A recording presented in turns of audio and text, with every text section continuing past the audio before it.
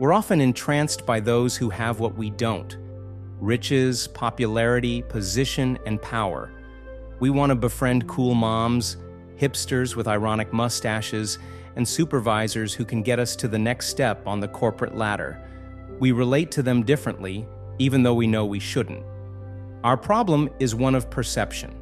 In his letter, James reprimands members of the early church community who were displaying partiality by honoring the rich and overlooking the poor. James shows them that they need to reset their standards because making distinctions in this way doesn't reflect God's nature, and it doesn't reflect the grace he extends to us. James 2 verse 5 says, "Listen, my dear brothers, did not God choose the poor of this world to be rich in faith and heirs of the kingdom that he has promised to those who love him?" We shouldn't act with partiality because God didn't deal with us in that way.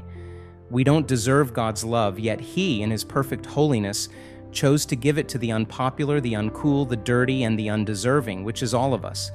James shows us that the proper response to this grace is to love our neighbor. He said in the 8th chapter of James 2, "If you really fulfill the royal law according to the scripture, you shall love your neighbor as yourself, you are doing well."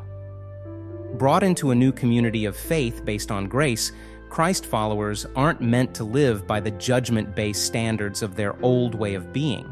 The members of James's community had to reset their standards, and that's a message we still need to hear today. Do you make distinctions? And how can you view others through the grace that God has shown to you?